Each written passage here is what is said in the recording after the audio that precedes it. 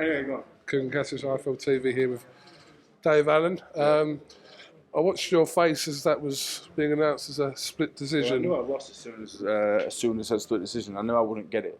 Well, that's completely fine. I'm really happy for Johnny Fisher. Don't take anything away from me.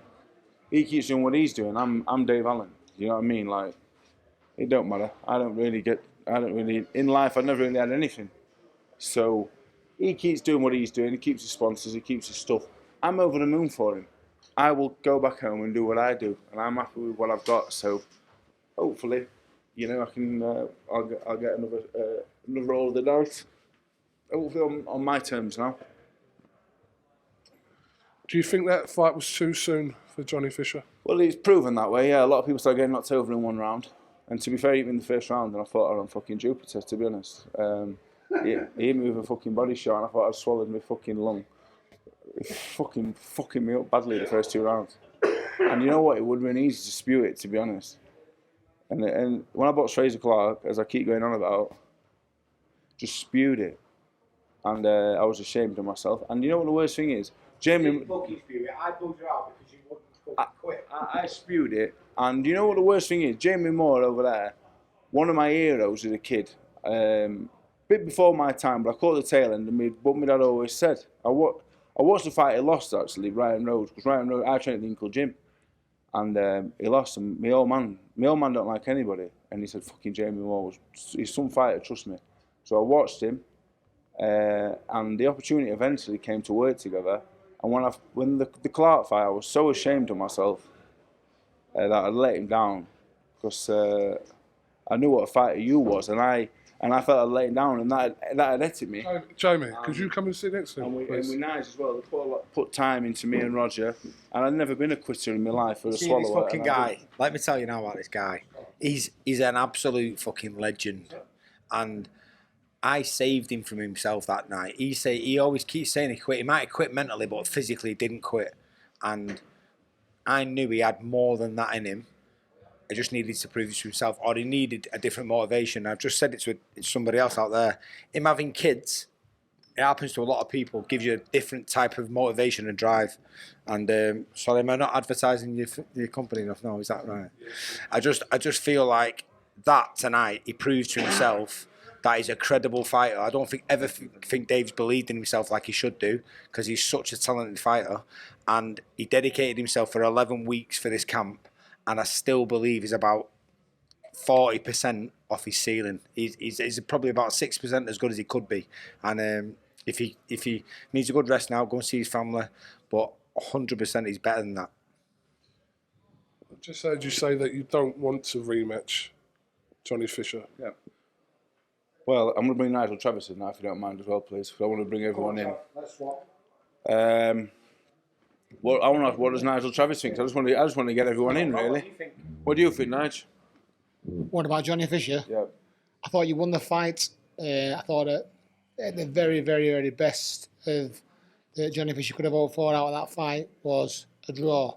And if it didn't have been a draw, they'd have said, do it again immediately and all that. I think it's dead important, though, to say that it wasn't a robbery. Because if we keep banging that word about, it just doesn't hold any value. It was a close fight, and one of them where it could have gone either way. We thought we won it by a round and with a knockdown, but it's one of them things. It is what it is. And I also think that respect, they've shown themselves as warriors, true warriors. This man, more than anybody, deserves that accolade, more than anybody. And the humility of him is quite astounding, in my opinion. Just wants to get home now. Just wants to get home to see his beautiful babies, George and Bet, and his missus. He wants to get home and forget about it. Doesn't want to do anything, but that's the only fight for me that Johnny Fisher could possibly have now, because he's got to prove that he can do it. And obviously, probably at the Copper Box on a sold-out arena. And Dave will say, nah, bring him to Doncaster. Whatever. Again, I don't want to get involved in the management. I think a better plan is a fight in between for them both, because Johnny's a young lad, and I don't want to. I'm trying not to look at it, from as if I'm looking after Johnny, but you can't help it sometimes. If I was looking after Johnny, I'd be saying, don't go straight back in with that one. You want a fight in between where we work on a few things and then we go again. But I could do with that with Dave as well. So why don't we do it again on an undercard, a chief supporter somewhere where he boxes someone else, Johnny boxes someone else, and then we go again. I'm trying to do Eddie's job for him here now, but I think at some point they'll definitely box again next year. I just don't think it should be straight away.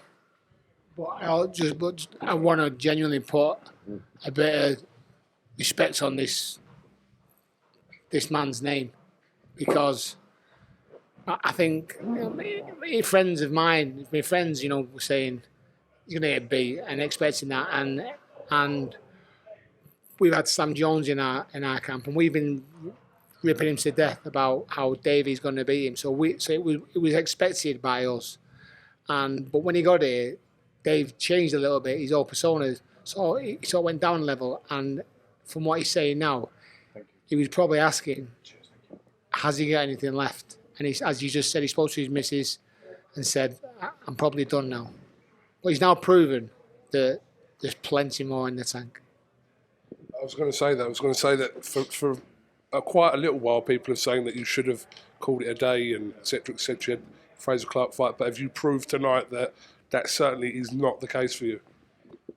Yeah, I think so. It's funny because over the years, I've had loads of coaches from being young. You're going to be heavyweight champion in the world. You're going to do this, and as every year goes by, your ceiling where you can go just drops all the time. Do you know what I mean? Like at 20 years of age, turn pro, you're going to be heavyweight champion in the world. People were saying that, and every year, Anthony Joshua told me, he said like you'll come for after me, and then Peter Fury said, oh, you're a cracking fighter. And before you know it, you're nearly 33, and this big kid Johnny Fisher is going to knock me out in one round, and. You know what it is? It's just if I had this mentality 10 years ago, I would have done a lot more. But it don't matter really, because it'll all come at the right time. You have to meet the right people at the right time, and it's took having kids. It took loads of things to mature. There's no accidents. Everything happens at the right time. I just want to go home, to be honest.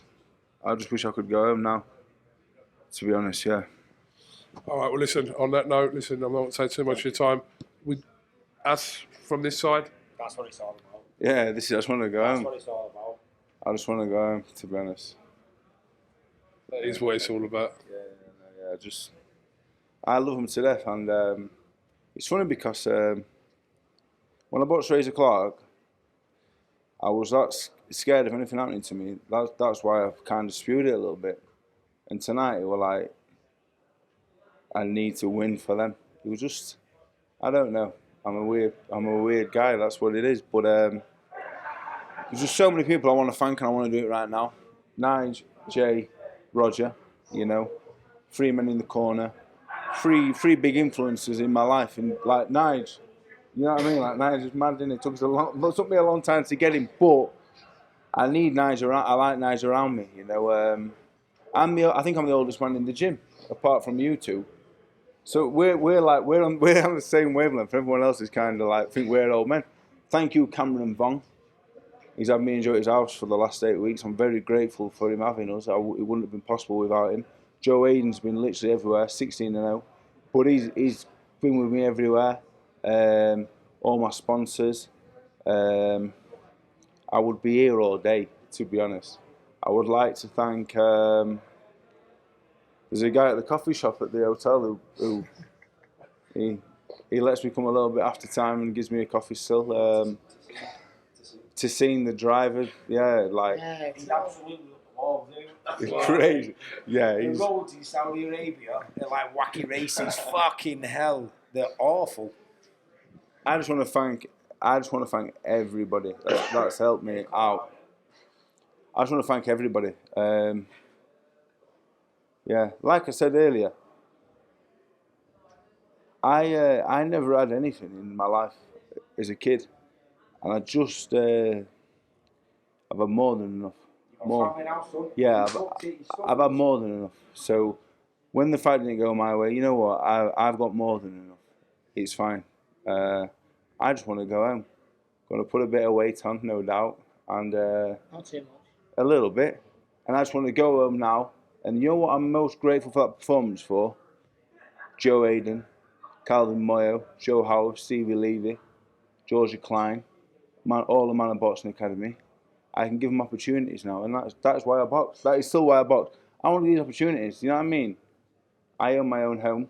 That's mad, isn't it? You know what I mean? Like I have more than enough.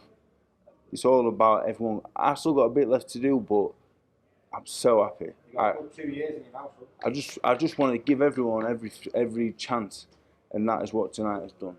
I am over the moon for myself, because we're going to make some things happen now as well. I'm over the moon. Dave Allen, thank you very much for coming to IFLTV, and we'll catch up with you again soon. Thank you.